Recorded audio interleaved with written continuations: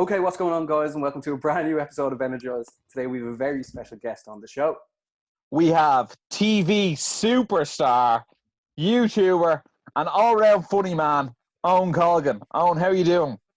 Good. Thanks for having me on the show, lads. Much appreciated. Absolutely no problem. Owen, being from Ireland, right? Do you ever get any grief on how you spell your name?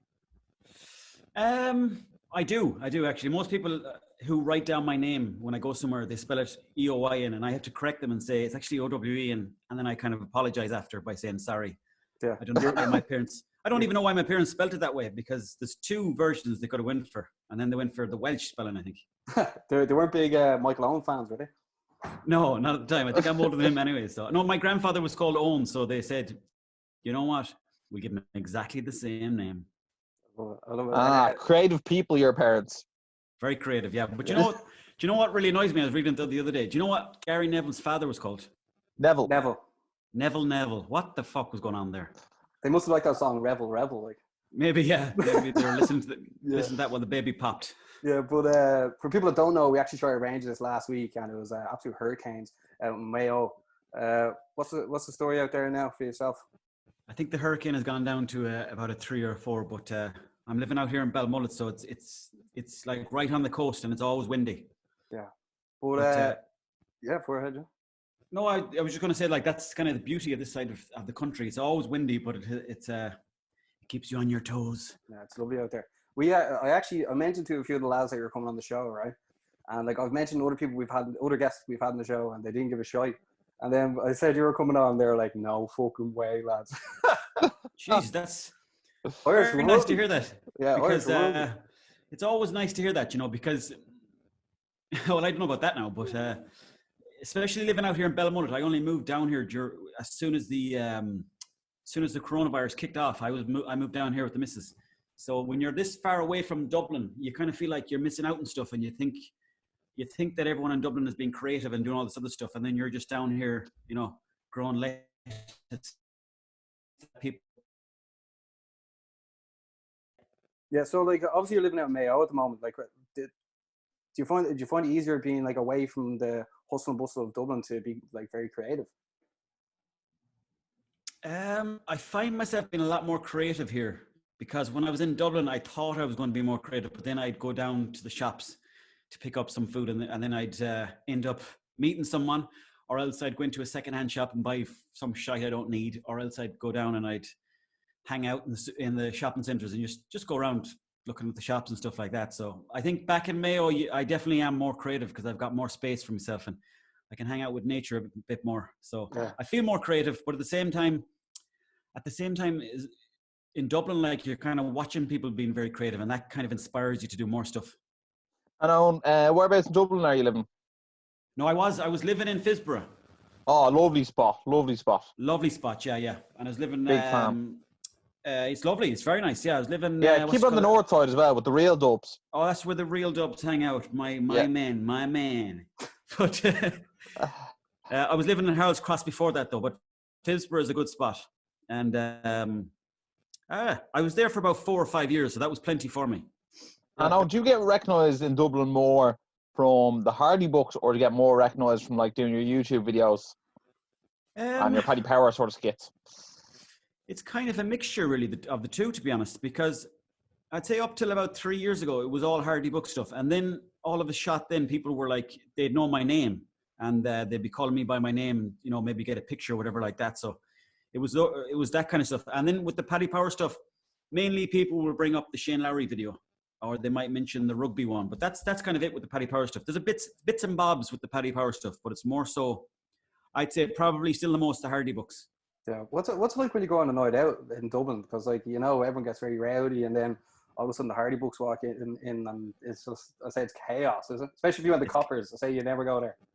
Well, I used to go to Coppers, but I haven't been there in a long time. But I probably would normally go to Fibbers, and then when you go in there, because Fibbers is a great spot anyways. So and Hardy books are kind of synonymous with drinking. So if lads were in there, they'd be like, "Oh, how's the Hardy books going?" And then they might drop you down a pint, so then you'd get them a pint back. And then before you know it, then 3 days later, and you're in the basement of Fibbers drinking pints with some randomers.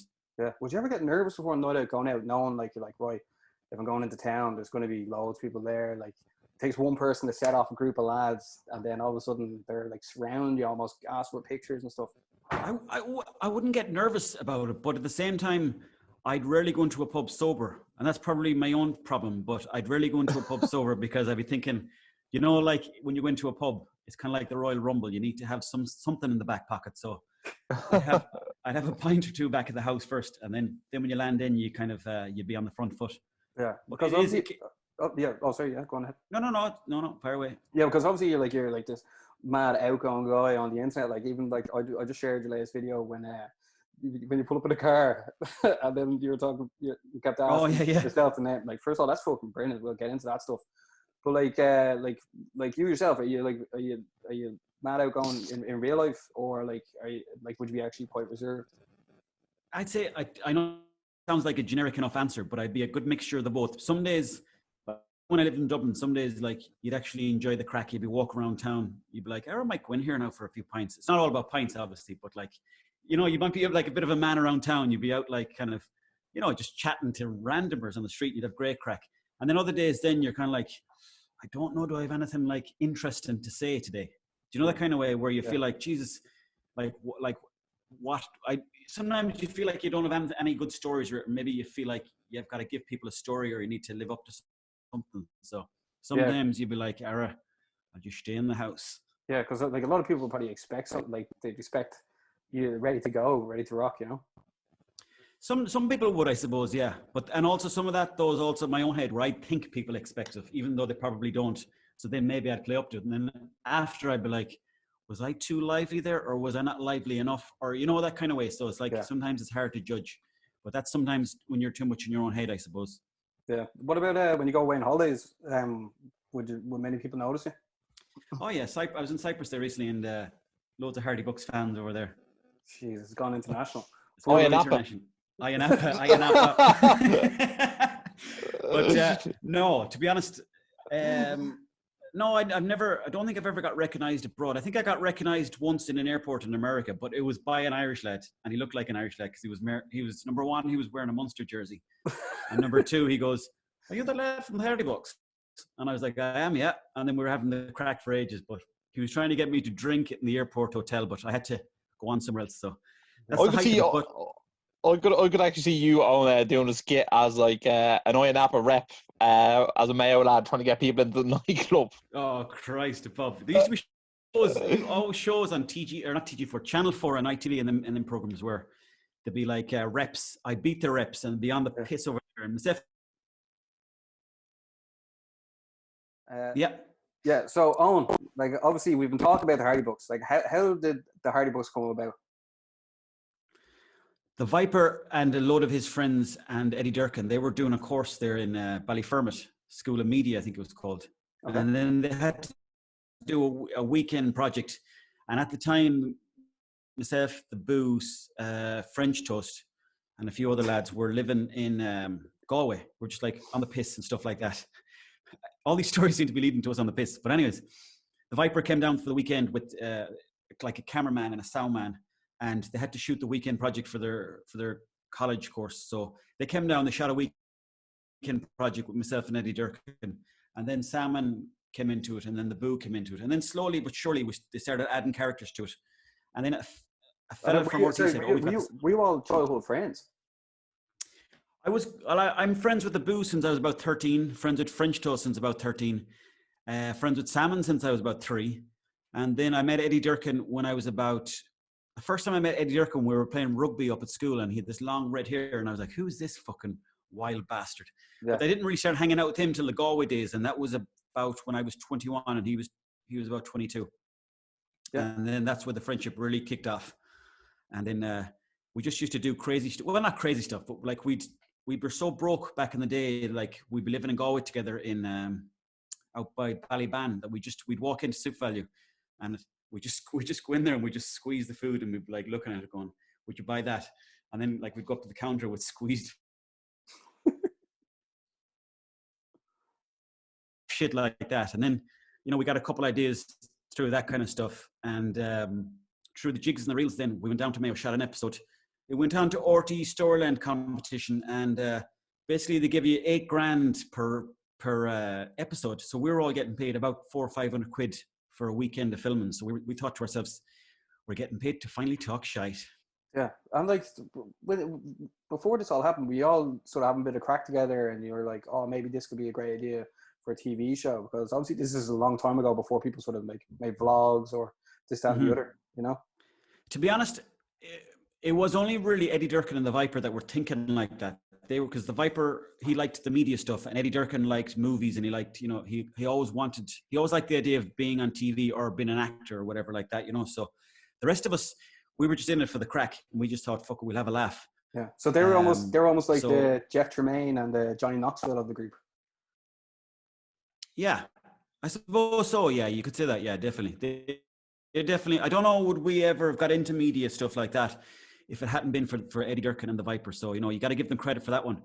But then the show itself was just an improvised show, though. So, like, we had the Viper who edited all the show, but then we'd have a bit of an outline of each scene, and then we'd go in and we just, because we're hanging out so much the time, we had a bit of a synergy, and we synced quite well together, you know. Yeah. Yeah, but like I remember when I first saw it coming out on YouTube, and I was like, "What is this?" But also, like, I got it straight away. It's almost sorry, excuse me. It was almost a bit like the way Darren Conway does his comedy as well. It's real like like once you get it, you get it. I remember you were putting out the episodes, and then like what was it, like? What did you sort of expect that was going to happen after you put out these episodes on YouTube? Honestly, nothing at all. We expected nothing, because we just thought we'll put these out on YouTube. There was no mindset of thinking, oh, other people are going to see this. Like, even the word viral, it was never really mentioned in those days. I don't think anyone was really thinking about it. So we, as I said, we got paid a few hundred quid to film an episode for the weekend. So we thought, this is, because we're all like kind of in between jobs at the time. So we thought this is a handy way to make a few quid. So we weren't really expecting anything to come of it. And I think that's probably where a lot of the gold came from, that there was no external body else. We were just trying to make it funny for ourselves. And then like, how many episodes came out, and then all of a sudden you were like, wow, this is getting like some serious traction? I'd say probably when the Mitzi Turbo episode went out, and then we were in Galway. People were like, "Oh, you fucking Eddie?" And we thought to ourselves, geez, that's a bit weird the way that they've seen it. And then I think we went down to Cork, and a few people had seen it down in Cork as well. And then it just slowly started building from there. And then we started doing gigs. And then when we went to the gigs, and some of the gigs were like wedged. We did a few gigs there in Limerick and Dublin and different places. And the gigs were absolutely wedged. So we thought, we could be onto something here, you know? Yeah. How many gigs, like, how many people would be at the gigs, and would like it be the whole cast on stage? It would be, yeah. We did a gig before in Castlebar, actually. It was one of the first gigs we ever did. It was in a place in Castlebar, and the five of us were on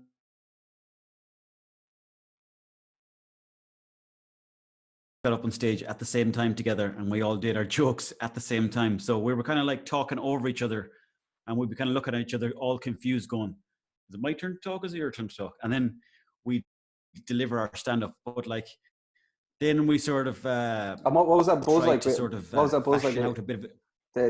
Like, excuse the pun, what was that buzz like when you're on stage and you actually get to see the reaction?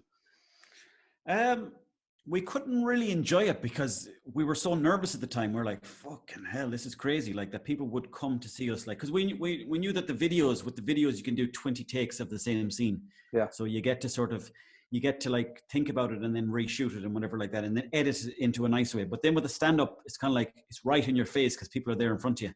So it's definitely a different buzz. But once we kind of got used to doing the stand-up, then we kind of, you know, we worked it a bit better that myself and Eddie Durkin might come on together. It was a bit like the Royal Rumble. Then Salmon would come out of nowhere, and then French Toast would come out of nowhere, and then the Boo would come out of nowhere, and then the Viper at the end. So that was great fun, great experiences. Yeah, and then like, obviously you lads went and won the competition as well. Yeah, that RTE competition. Like, who were you up against? And then when you actually found out you won it, like, what was that feeling like? Say it was unreal. Well, I think there was about 7 or 8 rounds, and I remember like we might have won, I think, 5 of the rounds in a row, and we're like, "Jesus, this is handy." So I think we might have took the foot off the gas for one of the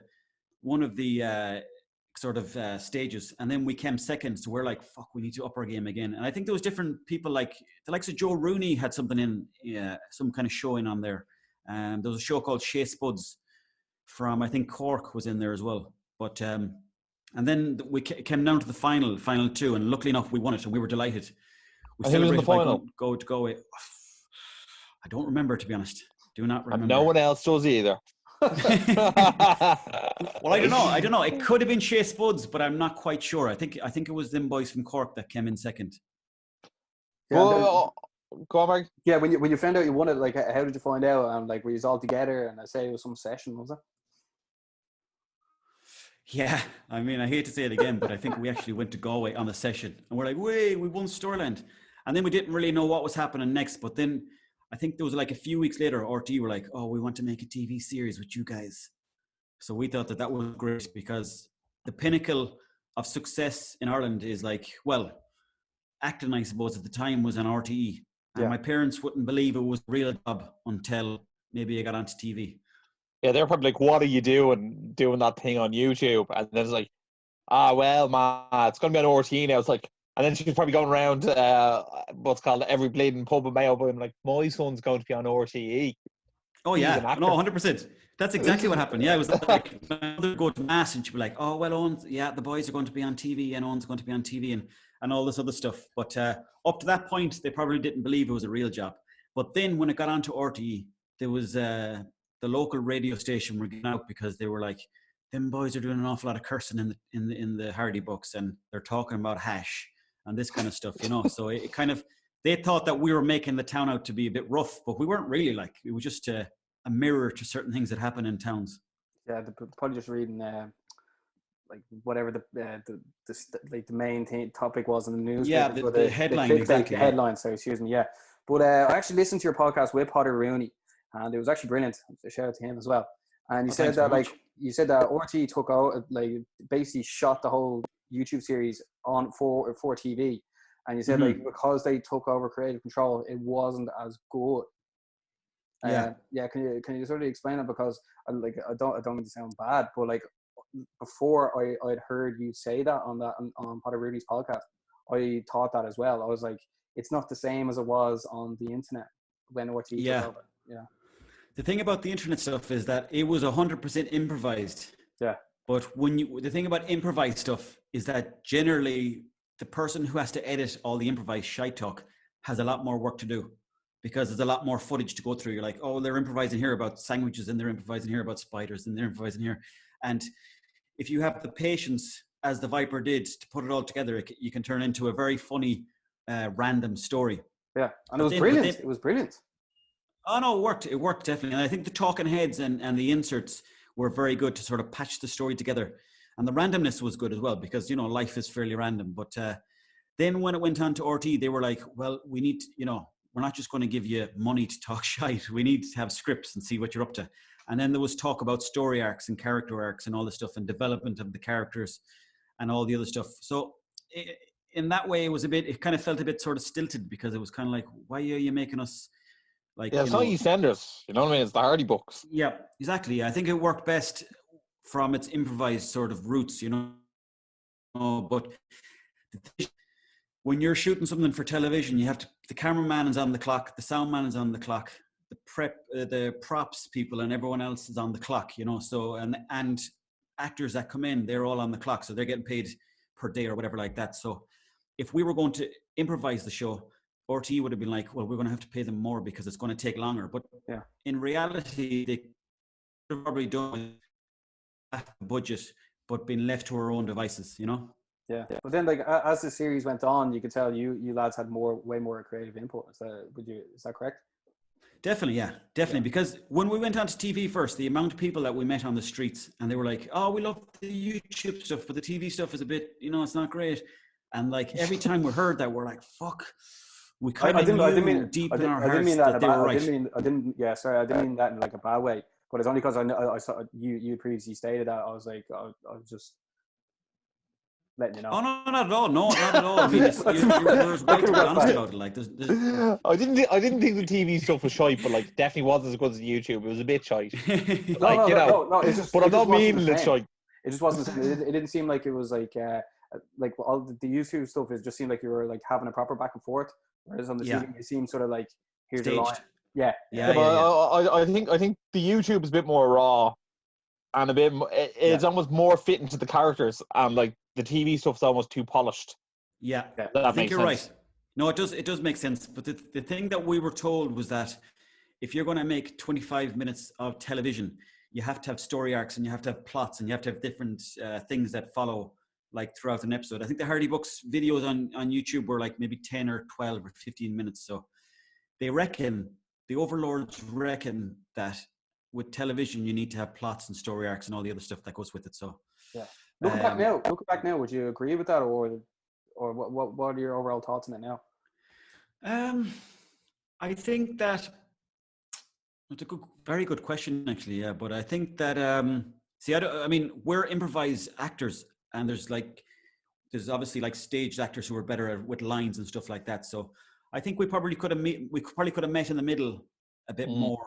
And I think that probably, there is probably a lot of truth to when it comes to television. You have to have story arcs to follow so people don't lose interest. But I think we probably could have kept it more in the vein of the YouTube stuff, if that makes sense. You know? In fairness, I always sort of use a sports analogy all the time and go, you have to do what took you to the dance. Yeah. So I know you watch like MMA and stuff like that. Like if you're an all-American collegiate wrestler, when that door shuts, you know what I mean, you have to go in there and use your wrestling because you're better at that. You know what I mean? So I just think like the YouTube was an absolute sensation and it has like such a cult following that RTE should have went, you know what, we'll let these lads have a bit more creative control from the start, because I feel like RTE's biggest problem is that they're actually like so much stuck back in the Stone Age with some of their stuff, and like they keep on like putting out the same stuff when like I think slowly but surely they're actually getting better now, and like they're giving people more shows. Like I think you saw James Kavanagh on TV the other day, and I was like, they're finally actually letting people with some sort of a following get to do their own thing, if that makes sense. And I feel like with the Hardy Books, they need to be given that. Yeah, they do, definitely, yeah. Yeah, maybe I think it was because they had these people like they'd be like qualified, and they're looking at yourselves being like, these lads just won a competition, they need our help. But as time went on, I think there was definitely a bit of that where they're like, there's these like bumpkins from Mayo who are just coming up now to make like a show. Let us show them the way, that kind of thing, you know. But I think again, like if they had sort of like seen how it was done, we had the audience sort of built into the show already, and then just said, well, we're going to give you a small few steps, but we're also going to take a risk ourselves and let you kind of do it more so the way you're doing it, you know, because just they had their own system of doing things in there, like every TV station probably does, you know. So they probably should have taken a slight more of a risk, I think, at the time. But but also it was like a new adventure for everyone, really. So in hindsight, it's like, you know what, maybe letting them have a bit more control allowed you to go on and make more shows and more seasons. I mean, the thing at the end of the day is that we got to go onto TV, which was kind of like, at the time, it was like, wow, you're on TV. That's a big thing to do. You know, people would like almost look at you and say, that lad's successful. And, you know, everyone wants to be seen as successful in their career. So when we were on TV, it was almost like someone had said, yeah, you know what, lads, you're actually fairly funny. Yeah, that's the great thing. So that like certified is really, was it, when you signed that contract, was that just a one season gig, or was there an option of like a second and third season, or did you finish the first season and then they got you back in? It was like, the thing about, well, maybe it was just our experience, but the thing about television is always like, we'll see how you get on, and if it's good, we'll take more of you, and if it's not that good, we'll get somebody else in. So we at the beginning we got like 4 episodes. It kind of keeps you on your toes all of the time, you know. But we got 4 episodes. The beginning of the Hardy Books, we got 4 episodes, and normally I think, you know, like you get 6 episodes. So we were already kind of thinking maybe they're just testing the water with us and they don't trust us too much, you know. So I think this first season, people because of the YouTube days, it carried us through it, and people were like, or you know what, they're trying to become TV actors there. So then they gave us a second chance, and then we thankfully got to make the second season. And as you said there, I think we kind of slowly found our feet the further along we went. In fairness, Go on, Mike. Yeah, just after you finished the first season, like how long were they sitting on that before they actually released it? Oh well, no, they weren't sitting on it too long. I think it took about 3 months before like the end of filming season 1, and then when it went onto television. But then there was like, we actually watched the first episode of the show in town in a pub, which was a stupid idea because it changed quite a lot. The first episode was quite different, and people in the pub were going, "What's this fucking shite?" And we were the actors in the show watching it with them, like, so it was the weirdest thing ever. And we kind of like, there was a bit of, so like, just as soon as you've reached your dream, something else comes in, another curveball comes in, where some lad in town is like, "That's shite, lads." So then it's always like it's not as glorious, or it's not as shit as you think it's going to be, you know. Yeah. But we're proud of ourselves that we got. Oh man, 100%. Yeah. So with sort of as time gone on, as you're saying, they were keeping their toes. To me, that sort of makes sense because I can see like someone, you know, there's like 50-year-old man or woman sitting in RTE, and like they sort of have the final say, and you can see them like, right, couple of lads from Mayo, and they've brought their skit show from YouTube onto RTE. We won't give them all the seasons to start off with, but I'm sure like the viewership numbers were brilliant. Did you get to see the viewership numbers from RTE each time? They bring you in on that part of it. Well, because Eddie Durkin and the Viper, they were like the creators of the Hardy books. They were the ones that had the meetings with RTE, and then they'd sort of come back to us, and they'd say to us, "Well, RTE said this and RTE said that," you know. So they'd kind of give us the numbers, Eddie Durkin, or that kind of thing, you know. But I think the numbers were always fairly good, actually. Yeah, so well, I imagine so. There's nothing like it on TV for lads. Obviously, girls enjoy it as well, but there was no real like the lads that love a few cans in the weekend, or like college students. There's nothing for them to feed their appetite, really. Yeah, and I think as well as that, though, like something about the YouTube days, that even though it was very raw, as you were saying, there was something kind of nice about it too. Like there was no badness in the lads either. Like they weren't going to like kick the shit into someone, but they're all talk, and they're all like about fighting and about like writing. But at the end of the day, I think they were meant to be sort of sweet fellas that like they would look after you, and there's no badness in them. Yeah, it was the quaintness of like just being in like the like it just not in the hustle bustle of Dublin, just being like, what are the lads that live out in the country like? It was I thought it was actually amazing once I started really got into it. And then next thing you know, you have a movie coming out. The movie was like incredibly successful. I think it was did over €500,000 in the Irish box office, which is seems like an awful lot to me. I don't know what the average is, but like that seems well above the average. When you were making the film, were you like, is this the end of the Hardy books? Because like I think any TV series that ever like then goes and does a film, they're like, oh, that's probably it then. Or what were your thoughts after you finished film? Well, to be honest, we just thought, is someone actually paying us to go to Poland? That was the initial thought. We never really thought that the final episode was happening. There was a bit in the last season when the Viper faked his own death, where we're all thinking, geez, this might be the last bit. But then you see other shows that sort of come back, even when you think they're dead and buried. And so we kind of never really thought it was going to be finished. And I still don't think it's finished. It probably will be, hopefully, a season down the line. But when it came to the movie, that movie was been talked about for like 2 years, to the point where like I was sick of telling people that we're going to be making a movie because, and we're all going around telling people. Was that like it was all about going to Poland, sport in Ireland, but like was that the plan, or you were just like, we want to make a movie? Because you said you've been talking about it for 2 years. There was talk of going to Vegas. I don't know. I don't know. Was it for an McGregor? The lads were just looking for a holiday. The lads were just looking for a holiday. But like, right, how can we get the holiday for free? Well, to make a movie out of it. Just looking for a piss up. Sure, that scene that we went to Ibiza, that was only wrote into the Hardy books just so we could go to Ibiza. And we're over there and we filmed for about 2 hours. And we in Ibiza. So that was like something that Eddie Durkin wrote into the script just purely to get a holiday. Brilliant. But yeah, carry on about the movie. Like, all of a sudden you were going to Poland, like supporting your Ireland, like making a movie. Like that's an unbelievable like thing to be going on. You're like, yes, going to support Ireland, going to Poland, making a movie. Like, how many more boxes do you need to take off?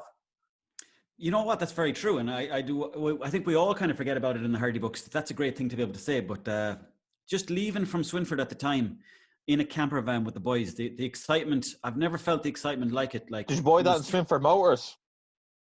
no, I don't. I think he got it in Castlebar or somewhere like that. The camper van. The highest van was bought in Ballina, but we had the highest van. We had 2 camper vans, and we went sort of. I don't know what the word is, but we kind of went from Swinford to Dublin, and then we took the ferry across, and then we went down through England and went through like to France, and then we went to all the different countries along the way, and every step of those great crack. Was there many of you that actually went, like including the people that the cameramen and everything? The cameramen, it was like we had 2 cameramen and we had one soundman, and they were kind of all doubling up. The soundman was driving the van. The cameraman was he was driving one of the vans as well. So it was kind of like on the road, sort of guerrilla style shooting. But I'd say in total there was maybe 15 of us, including the actors. Jesus, that would have been some crack. And the thing is, like, it was like a pilgrimage for the Irish people. We were meeting Irish people always along the way. We met Irish people, obviously, in Ireland, in England. We met them in Germany. We met them in Amsterdam, and then Poland was just like Irish people everywhere. Brilliant crack. I almost think that actual campaign reignited, sport and culture in Ireland a bit. Like, just the fandom that went over there. It was like, reminiscent of, well, I was only born in 1990, but it seemed like it was Italian 1990 all over again. You know what I mean? Oh yeah, definitely. Yeah. There was like Irish fans had taken over Poznan, the place we were. Like, everywhere you went, there was Irish fans every single corner, and they were singing songs, they were drinking, and they were having their breakfast, and they were standing around smoking cigarettes. There was Irish groups, lads talking to Polish women. There was Irish lads playing kick up with like a derby football. They were just everywhere. In fact, there was like a new YouTube, a new WhatsApp video going around every single day during the Euros, just been like Irish lads doing something new. Exactly, yeah, exactly. And you were just always worried that one of them might pop up about you doing something crazy. Did all you lads get tickets for all the games as well? No, there was 2 tickets. I don't know. I think it was against Italy. Were we playing Italy in one of the games? Yeah, Spain, Italy, and Croatia, and then Spain and Italy got to the final. I think, really easy group. Yeah, well, I think we were playing Italy, and they were hammering us anyways. But I got a ticket for the game. But before the game, in one of the scenes, we'd been drinking cans while watching the game, and myself and Salmon got into the game. But then we both got lost from each other, and then halfway through the game, myself and Salmon, we were kind of like, I was like, where's fucking Salmon gone? And Salmon apparently was looking for me at the same time. So then around 10 minutes to go before the end of the game, we both just left, and I met Salmon outside the stadium, luckily enough, with thousands of people walking past. And then we just both headed back to the grounds where we were kind of camping. So we got in to see one of the games. The atmosphere was brilliant, but the game itself was shite. Yeah, it wasn't Ireland's greatest campaign. Were you like this? Yeah. Salmon, I'm the fella in the green jersey. You can't miss me. And he put, exactly happened. And he turned around and he goes, there you are. And I was standing right beside him all the time. Yeah. It would have been amazing. Like if Ireland had kept progressing and imagine we won it. But like that would have made the movie even more outrageous, and the trip, like the better Ireland did, the better everything, you know. Yeah, it's just a shame I can't. Yeah, we actually blame the team for not making us globally famous. That would have been Bonner's fault. That would have been enormous. But like after that trip, when you get home, like obviously you're hanging, but like we're just like, can't believe and just have to make it a movie there. Like who would have thought this whole journey would have started off and ended with this. It started off, as I said, it started off in Swinford with the excitement of doing this new adventure, and that was brilliant because I think it was for 4 weeks we were gone. But then when we got back to Ireland, we had to do some reshoots, some scenes that had been missing. And one of the scenes in particular that we had to do was I had to have sex with a fleshlight on the bypass in Swinford, which was very depressing because the weather was shite. We had to just trick it that like doing it in Amsterdam or wherever it was. But I actually had to put my penis inside a fleshlight. Sorry if this is a family show, but that's what happened. No, it's fine. We have to put Don't the worry picture. about it. We'll edit the picture in now. No, I'm only joking. But like obviously, like the Hardy Bucks journey has been unreal. It's been great to see it like as well because like my mates, I absolutely love it. It's almost like our generation's Father Ted. That's the only really way I could compare it to people that have watched this whole episode and don't know what the Hardy Bucks is. Don't know what they're doing. But like obviously now, like people that like follow you and stuff, and they watch all your stuff on Facebook and YouTube. Like do you boys, you're obviously in a group chat, is there much talk about like would you get it going, or does it need to be like something big, like say if Ireland qualified for the next Euros, would you have to come back with a real bang? I don't know, to be honest. Like we'd all number one, we'd love for it to come back, definitely. There's a lot of talk about different people like saying we'd love to see another series. Like I get a lot of messages on Instagram and places like that. So does Eddie Durkin and the boys for it to come back. And I'd say with the amount of shows that are online now and the amount of shows that they bring back, I'd say there's a good chance that it might get back onto either RT or Netflix at some point in the next 2 or 3 years, I'd say.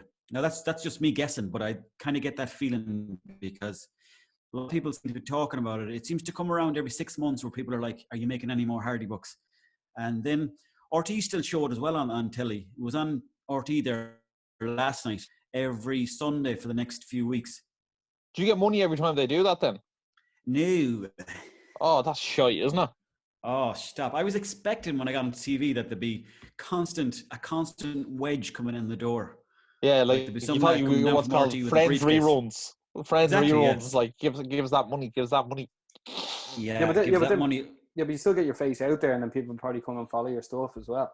That's the thing, you see. Yeah, there's that indirectness of like if someone watches the show last night, they might be like, "Oh, sure, I might give him a couple of days' work." Yeah. Also, like you're still smashing out the content as well these days. So you're doing a podcast, and also you're still with RTE. Mm-hmm. Like I saw you were doing your show on RTE Player, and like I watched the last 3 shows. Like like once the Hardy Bucks sort of wrapped up, like I know there is possibilities of it coming back, but RTE like right here, we want to just keep you on board, or what sort of relationship did you have once? No. Season? There's nothing like that at all. It's sort of like you either sync.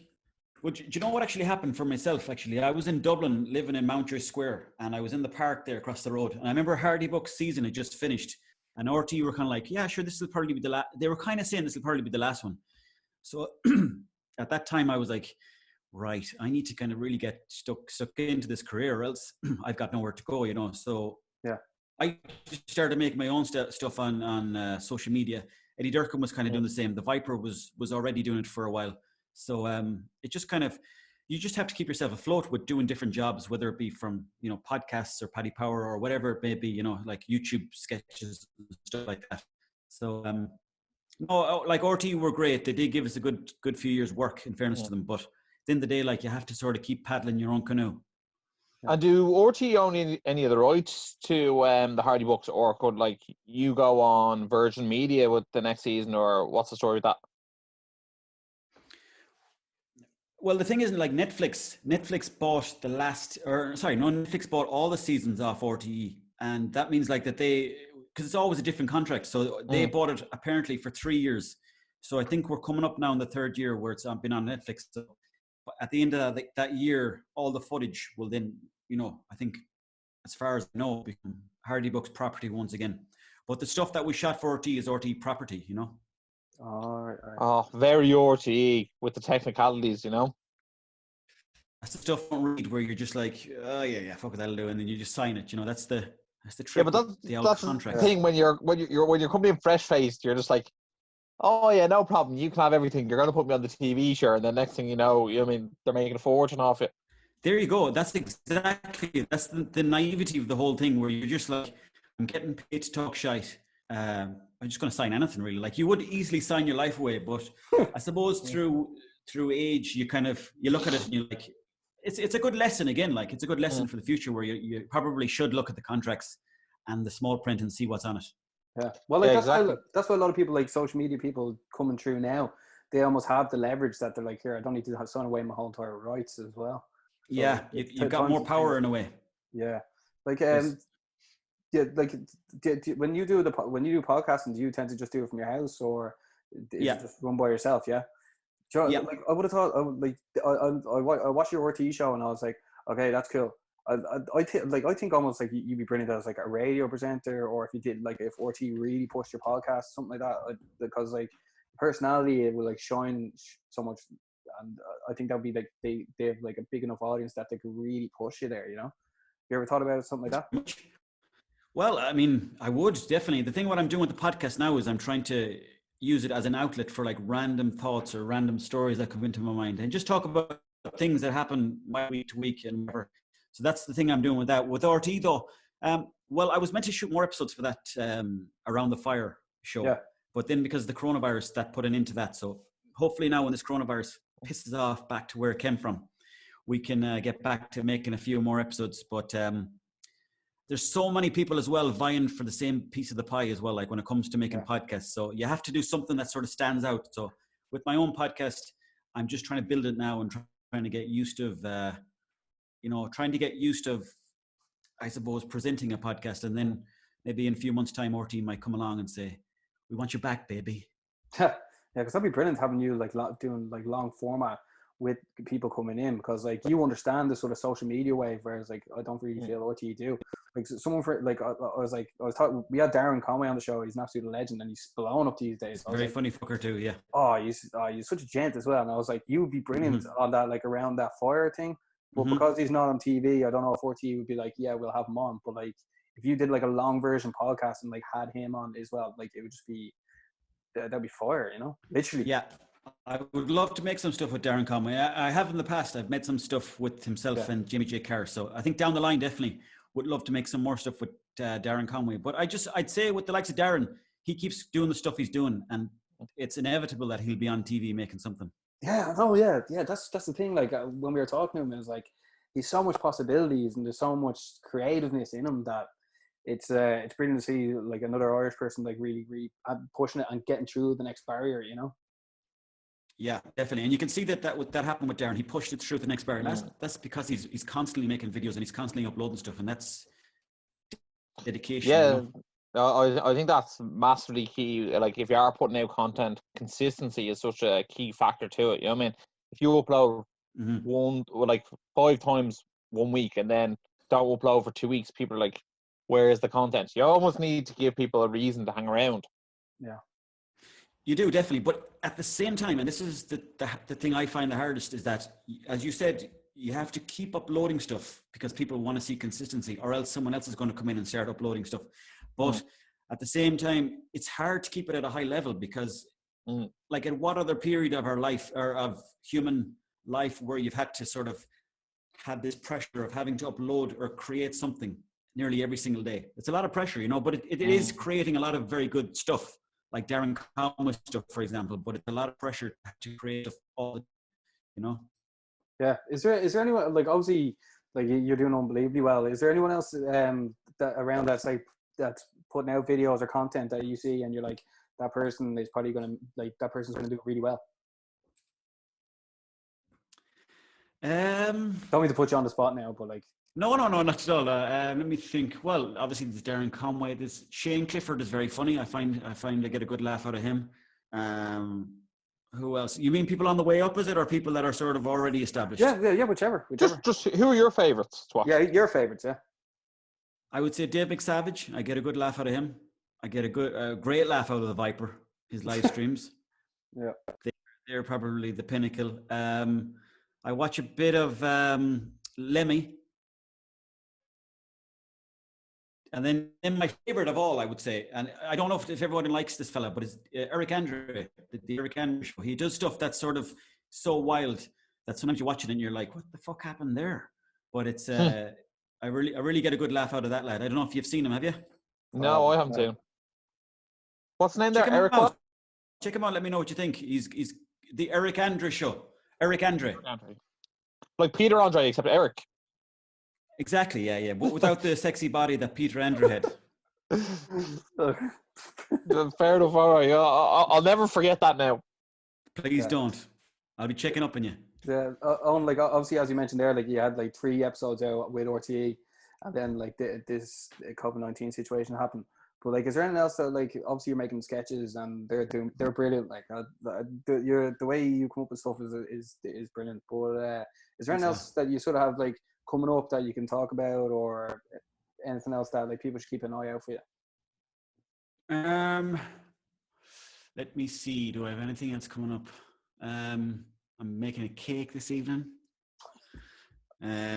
No, I'm just joking. Let me see. Well, I'm doing the podcast. I'm also going to be doing this thing that like MPI do my gigs, and they're doing this thing where, and I don't quite know exactly what it is, but it's like you get your car, you stay in your car and you drive into like a field, right? And in the field, you can tune in your radio to what's been said on the microphone. A stand-up gig, but everyone sits in their cars while the gig happens. So you can be in your car, you know, doing whatever it is you do in your car. And, so it's a bit like the drive-through cinema, except for stand-up. Exactly. Yeah.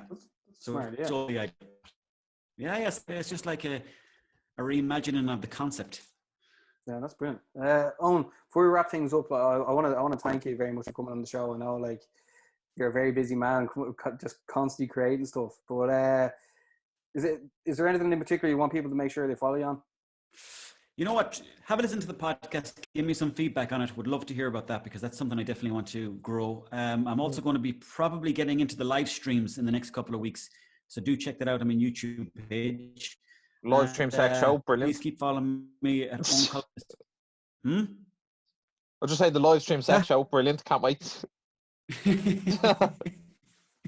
Behind the scenes of a porno, imagine.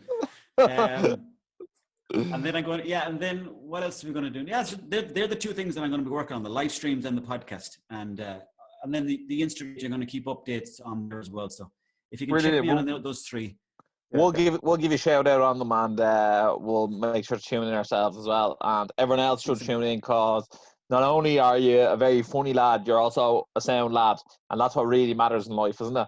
Everyone just wants to be sound. It is. It is. Oh, but that's all we're trying to be. If you're not sound, then you're fucking nobody. Yeah.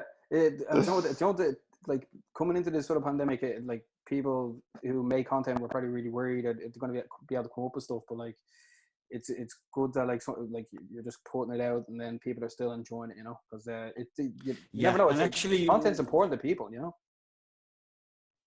Oh, definitely, yeah. Like it's a distraction from real life, I suppose. But and I thought at the beginning of this pandemic that like it would have been harder for like creating stuff. But it seems that social media is, if anything, is probably done better because of this, because everyone's at home, so everyone is creating stuff. So now you have like a lot of choice, you know. Exactly. Owen, thanks a million again for coming on the show. We'll have to do it again. Thanks for having me on. We have to. Would love to. Yeah. So everyone, make sure to check out Owen's stuff. He's absolutely smashing it. Make sure to like, share, subscribe, and as always, stay energized.